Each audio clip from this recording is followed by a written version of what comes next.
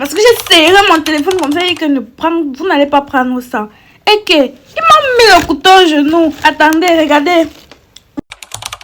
Je suis arrivé chez moi, remarqué, j'arrive, c'était à minuit 23. Je suis en train d'ouvrir le portail pour entrer.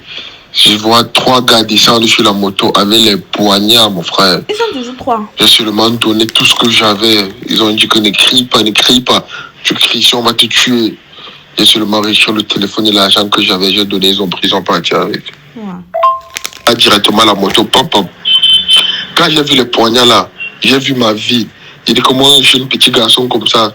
Il n'a encore rien réalisé. Si les gars ici là me font un mauvais truc ici là maintenant, papa, non, je suis en vacances pour me reposer. Mieux, ils prennent tout ce qu'ils veulent prendre. Après, je pars moi.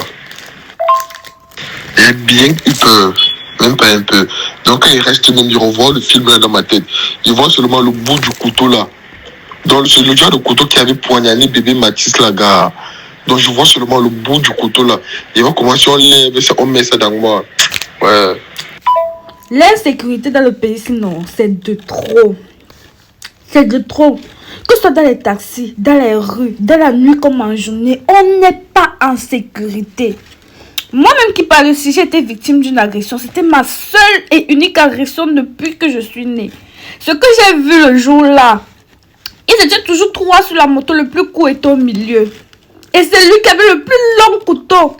Le motoman, même celui qui conduisait avec le couteau, mais il avait ça dans la poche. Il dit que, ils ont dit donne, moi je qui blague. Les gars ne blaguent pas. Quand ils te disent de donner, donne. C'est ce que moi je ne savais pas parce que j'ai serré mon téléphone comme ça et que vous n'allez pas prendre ça. Et que, il m'a mis le couteau au genou. Attendez, regardez. Voilà ça, jusqu'aujourd'hui, voilà la cicatrice ici. Ils m'ont fait ça, ils m'ont coupé le doigt. Normalement, comme c'est déjà guéri, c'est pas trop visible. Ce qui se passe le soir, c'est que comme moi je vis sous la dalle, il n'y avait pas de réseau. Il y a un avocatier là dans mon quartier, il te dit que là-bas, non, le réseau c'est la vitesse. J'avais l'habitude d'aller m'asseoir là-bas. Les gars la ciblent, ils vous ciblent. Ils savaient que je m'assois là-bas chaque soir. Et il y avait mon voisin au quartier qui me disait toujours fais attention parce que tu es d'abord mal placé. Et notre maison était en bordure de route. Ce qui fait que quand moi je partais m'asseoir là-bas, c'est genre tranquille quoi. Voilà. Un soir, il dit qu'ils sont d'abord passés même. Et c'était pour sillonner, pour voir s'il n'y a pas des gens dans les rues qui montent et qui descendent là.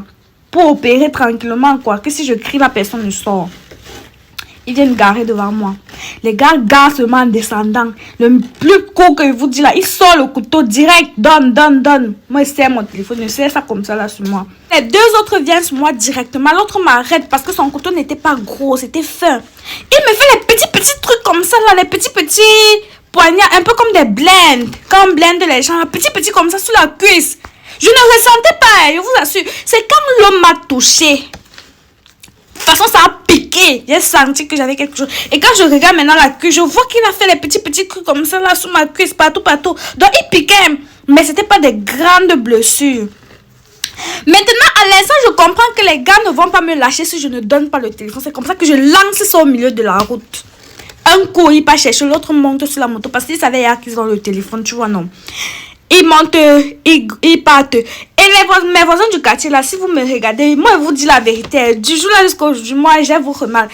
Parce que le matin, quand je leur dis qu'on m'a agressé, ils me disent que, ouais, Coco, donc c'est toi, quand j'entendais crier là, je ne pouvais pas sortir parce que j'avais sommeil. Ma mère même me dit que non, je cherchais le caillou. Tu cherches le caillou comment alors que le bandit sait que s'il voit quelqu'un, il va d'abord fuir parce qu'il a peur qu'on l'arrête. Non, si en passant par ici, il y a des bandits qui me regardent, c'est ça. Ne tuez plus les gens, le couteau ça sert à rien. Dites que vous voulez, ok, non, on a compris qu'on doit vous laisser. On doit vous donner quand on vous voit. Ne nous sortez plus le couteau. Ne nous sortez. Vous ne connaissez pas le traumatisme que vous créez dans la tête des gens. Les humains ne sont pas censés tuer les humains comme eux. C'est ça. Franchement, on sait déjà que quand on vous voit, on doit vous donner. Papa, ne sortez plus le couteau. C'était ma première et donc depuis là jusqu'à aujourd'hui, je ne m'ai plus jamais agressé. Et parce que je fais attention, moi, il y a des heures auxquelles moi je ne sors plus. Si je suis d'ailleurs, je préfère rester où je suis.